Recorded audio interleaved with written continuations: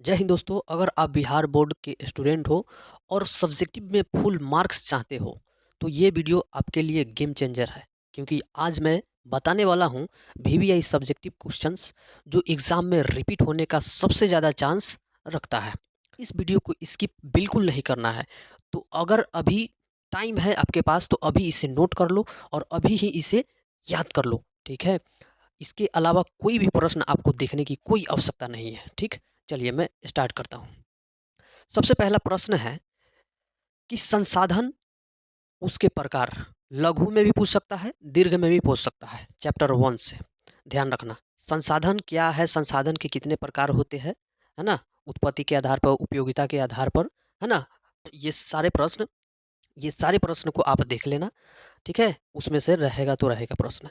Chapter 2 से one संसाधन के संरक्षण में जितने भी प्रश्न है ना, उससे संबंधित जितने भी प्रश्न है वह देख लेना आप लोग। उसके बाद बहुउद्देशीय परियोजना, जल संचयन देख लेना, ठीक है, चैप्टर 3 में। चैप्टर 4 में आप देखना क्या, हरित क्रांति, खरीफ रबी फसल, भारत की प्रमुख फसलें, बस ये देख लेना, ठीक है। पांचवा चैप्टर में आप देखना क्या, खनिज, खनिज के प्रकार, है ना। उसके बाद कोयला के प्रकार देख लेना, ऊर्जा के प्रकार देख लेना, ठीक है। छठा चैप्टर में आप देख लेना क्या, छठा चैप्टर में आप देखिएगा स्वर्णिमा चतुर्भुज, ठीक है। संचार से रिलेटेड थोड़ा कुछ क्वेश्चन आ सकता है, नहीं भी आ सकता है, इसको हम निगलेक्ट करते हैं, लेकिन आ सकता है, चांसेज है। परिवहन के प्रकार, परिवहन के जो भी प्रकार है उसको देख लीजिएगा, ठीक है। उससे संबंधित प्रश्न तो रहेगा ये। चैप्टर 7 में उद्योग से रिलेटेड, जैसे कुटीर उद्योग, लघु उद्योग, भारी उद्योग, ये देख लीजिएगा, उद्योग से रिलेटेड। औद्योगिकरण, ठीक है, क्या है, नीरु औद्योगिकरण क्या है, ये देख लीजिएगा, क्लियर हो जाएगा। आठवां चैप्टर में आपका देखेगा जनसंख्या से रिलेटेड, साक्षरता से रिलेटेड जितने भी प्रश्न बनते हैं कि बिहार में जनसंख्या बढ़ने के क्या कारण है, बिहार में जनसंख्या बढ़ने के कैसे रोका जा सकता है, बिहार में साक्षरता दर क्यों इतनी कम है, बिहार में बाढ़ की समस्या क्यों है, ये सारी क्वेश्चन पूछ सकता है। आपदा प्रबंधन से देख लो, आपदा प्रबंधन से आपको चैप्टर 1 से आपदा, आपदा के प्रकार देख लेना है। उसके बाद चैप्टर 2 से बाढ़, सुकाड़, भूकंप, चक्रवात, भूस्खलन, इसमें से कोई रह सकता है एक क्वेश्चन लघु में, 100% रह सकता है। उसके बाद अगला आपका जो है रहेगा, वह रहेगा चैप्टर 3 से, ये जितने भी बाढ़ से लेके भूस्खलन तक क्वेश्चन है, आखिर यह होता कैसे है और इसको रोकने का क्या उपाय है, ये कर लेना। उसके बाद चैप्टर 4 में दुर्घटनाएं संबंधित, जैसे मान लो कोई आतंकवाद हो गया, कोई सांप्रदायिक दंगे हो गया, है ना, कहीं आग लग गया, ये आखिर कैसे होता है और इसकी जो है ना प्रबंधन कैसे होगा, ये देख लेना क्वेश्चन, ठीक है।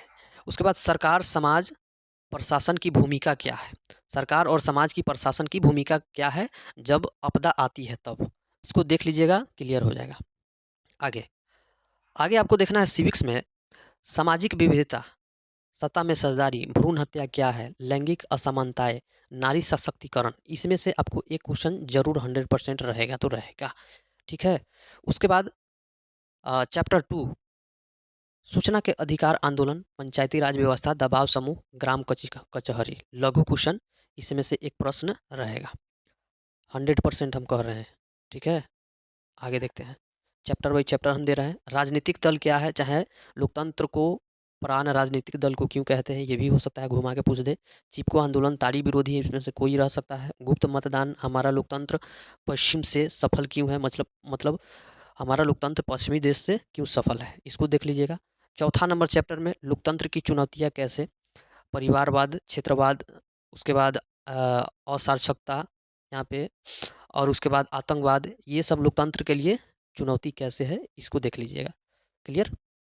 आगे पांचवा चैप्टर में आपको, पांचवा चैप्टर में धर्मनिरपेक्ष क्या है, ये देख लीजिएगा, सिर्फ एक ही क्वेश्चन इसमें गेस किए हैं, सोच सकते हो, ठीक है। आगे देखिए, आगे आपको इकोनॉमिक्स में देख लेना है, यानी अर्थशास्त्र में, अर्थशास्त्र में आपको देखना है क्या, अर्थशास्त्र में आपको देखना है मानव विकास सूचकांक, सतत विकास, प्रति व्यक्ति आय, है ना, ये देख लीजिएगा लघु के लिए। अर्थव्यवस्था के प्रकार, पूंजीवादी, समाजवादी, मिश्रित, ये देख लीजिएगा। आर्थिक क्षेत्र, प्राथमिक क्षेत्र, द्वितीय क्षेत्र, तृतीय क्षेत्र, यानी कृषि क्षेत्र, उद्योग क्षेत्र और सेवा क्षेत्र, ये देख लीजिएगा, क्लियर हो जाएगा, इसी से प्रश्न रहता है। उसके बाद अगला जो है ना रहेगा आपका चैप्टर 3 से व्यावसायिक बैंक, स्वयं सहायता समूह, बहुराष्ट्रीय कंपनी, निजीकरण एवं उदारीकरण। इसमें से एक प्रश्न 100% रहेगा तो रहेगा, ये बात को आप याद रखिएगा, ठीक है। अगला चैप्टर 4 में आपका रहेगा इकोनॉमिक्स के चैप्टर 4 में गैर सरकारी, अर्ध सरकारी संस्था, सहकारिता, उपभोक्ता जागरण, ठीक है, इसको देख लीजिएगा।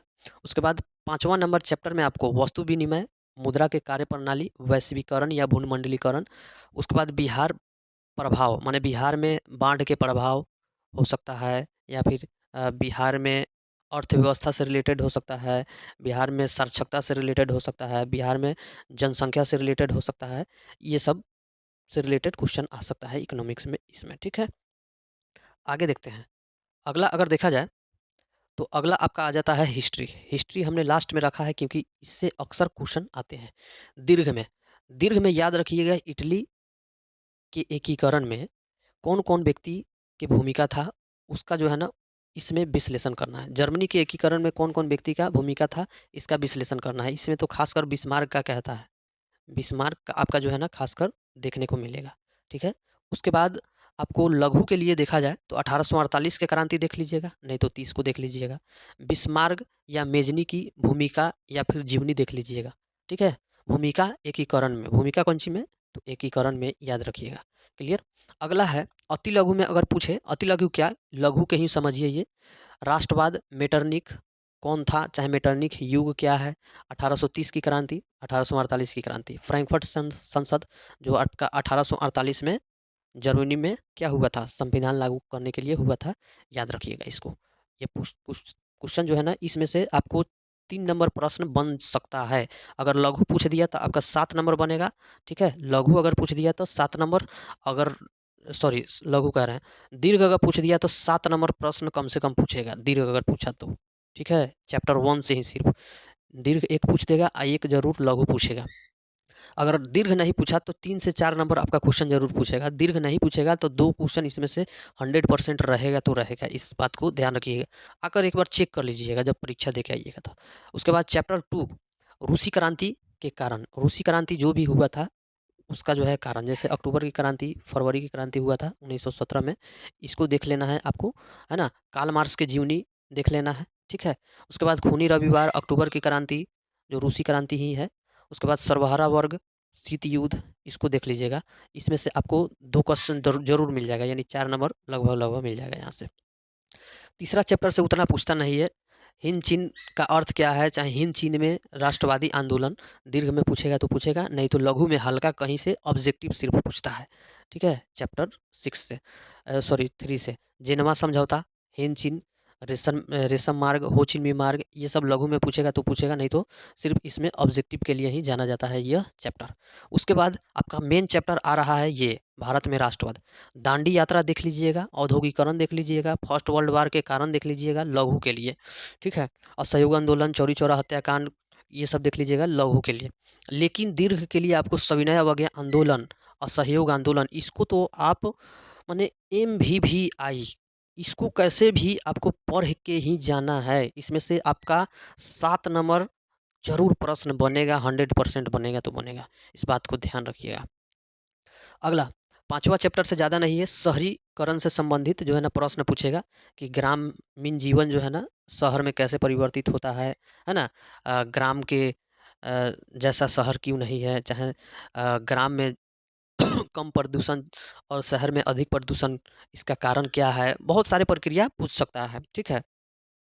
आगे छठा चैप्टर में महान मंदी के प्रमुख कारण, भारतीय प्रेस की भूमिका, दीर्घ में पूछ सकता है, ठीक है। लघु में वैश्वीकरण यानी भूमंडलीकरण कहते हैं, उपनिवेशवाद पूछ सकता है, साम्राज्यवाद पूछ सकता है, बस, ठीक है।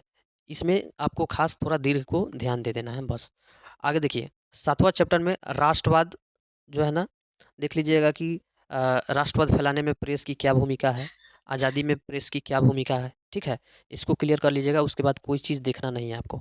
अगला, इसके अलावा कुछ नहीं पढ़े, बात समझ रहे हो ना। ये हमने इसलिए लिखा है क्योंकि 10 ईयर का जो है ना आपका एनालिसिस करके हम पूरी तरह से आपको क्वेश्चन दिए हैं, और यह क्वेश्चन ज़्यादा से ज़्यादा बच्चों को शेयर कर दीजिए ताकि उनका भी भविष्य आगे बढ़ जाए। और एक बात ध्यान रखिएगा, यह क्वेश्चन आएगा तो आएगा, हम कह रहे हैं ना, यही क्वेश्चन रहने वाला है। बस इसको जो है ना, यही क्वेश्चन को आप कैसे भी मुँह पे रख के जाइए। और रही बात कि सर ये तो आपने प्रश्न बता दिया और इसका आंसर कैसे होगा? तो आंसर के लिए कुछ करना नहीं है, आपको बता दे रहा हूँ कैसे करना है। आंसर लिखने के लिए आपको बुक ले लेना, नहीं तो आंसर लेने के लिए आप चैट जीपीटी प्ले स्टोर से डाउनलोड करना और इस पीडीएफ को उसमें डाल देना और कहना इसका आंसर दो, इसका आंसर दो। और उसका आंसर आप आराम से लिख सकते हो शॉर्ट में, चैट जीपीटी आपको बता देगा, ठीक है? और नहीं तो आप कमेंट करोगे, कमेंट कर दोगे कि सर नहीं पीडीएफ मेरे को दे दो, तो मैं क्वेश्चन लिख कर जो है ना, या फिर मैं ही चैट जीपीटी से निकलवा के आपको पीडीएफ साइज में करके दे दूँगा। क्लियर? अब देखिए, अगला वीडियो में साइंस का जो है ना, हम साइंस का वीवीआई सब्जेक्टिव प्रश्न लघु और दीर्घ लाने वाले हैं, तो कमेंट करके ज़रूर बताइए, ठीक है? और आपका जो है एग्ज़ाम बहुत अच्छा से जाए, आपके लिए मेरा बहुत ही अच्छा कामना है। Good luck.